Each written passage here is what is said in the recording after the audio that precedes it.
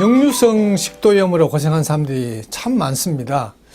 요즘은 어찌 됐는지 과거에는 별로 없었던 그런 병들이 요즘 많이 늘어나고 있고, 그런 병들의 특징은 뭐 병원에 가서 치료를 하지만은 잘 안 되는 그런 병들입니다. 그게 대부분 생활 습관의 병이죠.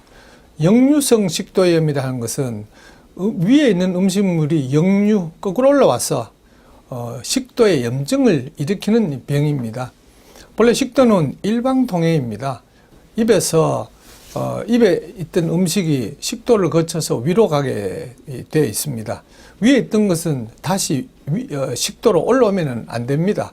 그런데 간혹 그런 경우도 있죠. 여러분 혹시 병이나 혹은 술을 많이 드셔서 구토를 해본 적이 있는지 모르겠네요. 그게 바로 역류인 것이죠. 그건 정상이 아니고 병에 속하는 것이죠. 역류를 하게 되면 여러 가지 문제가 생깁니다. 위에 있던 음식은 우리가 삼킨 음식하고 많이 다릅니다. 왜냐하면 위에서 어떤 변화를 겪기 때문에 그렇습니다.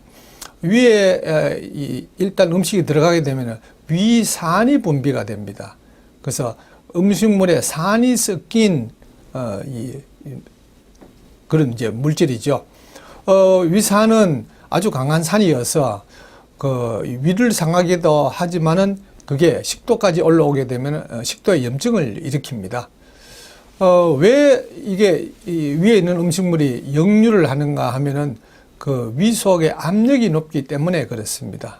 압력이 높다는 말은 위 속에 음식물이 너무 많을 때, 과식이죠. 또 위 밖에서 위를 이렇게 압박을 할 때, 다시 말하면 이 복부 비만이 있어서 위를 이제 누르게 되면은 위에 있던 내용물이 위로 올라가는 것이죠.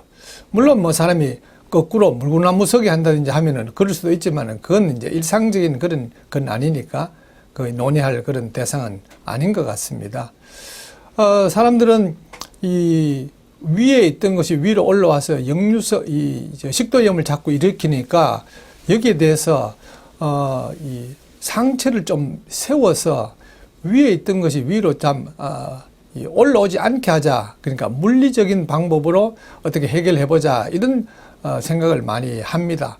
전문가들도 그런 얘기들 많이 하는데요. 그래서 밥 먹은 후에 바로 눕지 말라. 또 역류성 식도염이 있으면은 바로 누워서 자지 말고 상체를 좀 높여서 자라.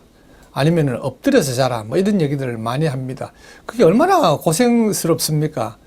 저는 생각을 좀 바꿔야 된다고 생각을 하는데요.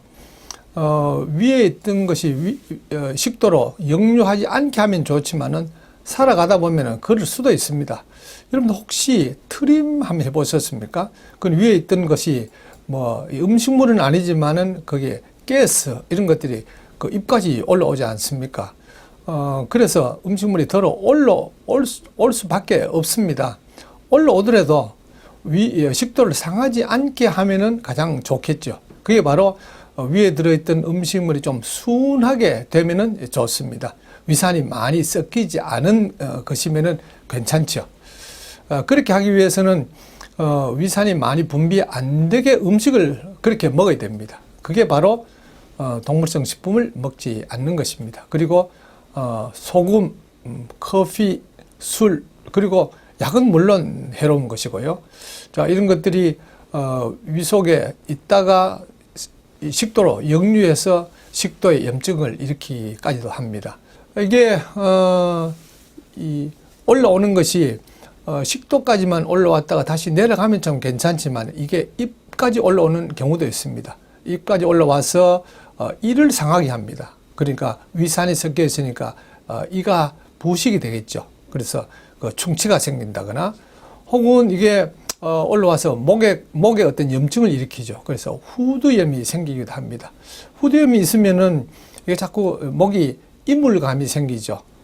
그리고 기침이 나기도 하고요. 물론 가래가 생기기도 하고 또 목소리가 변하기도 합니다. 이게 잠시 올라왔다가 다시 내려가 버리면은 이게 음식물이 올라왔다 하는 것을 못 느끼게 돼서 이게 음식물 때문에 생기는 문제라 그렇게 생각을 못할 수도 있습니다. 그래서 병원에는 갔는데 검사를 해보니까 특별한 게 없고, 그래서 신경성이다 이렇게 진단이 나는 경우도 있습니다. 하여튼 역류성 식도염은 굉장히 괴로운 병입니다. 식도뿐만 아니라 입에까지 올라올 수 있으니까요. 자, 이것은 올라오지 않게 물리적으로 어떻게 해결하자 하지 말고 화학적으로 위에 들어있는 음식물이 올라오지만은 식도를 상하지 않게 하기 위해서 이제 위에 내용물을 좀 순하게 만들어야 되겠습니다. 그게 바로 동물을 먹지 않고, 그리고 싱겁게 먹고 맵지 않게, 그리고 커피를 먹지 않고, 물론 술, 약은 금해야 되겠죠. 예, 그렇게 하시면은 역류성 식도염은 어렵지 않게 낫습니다.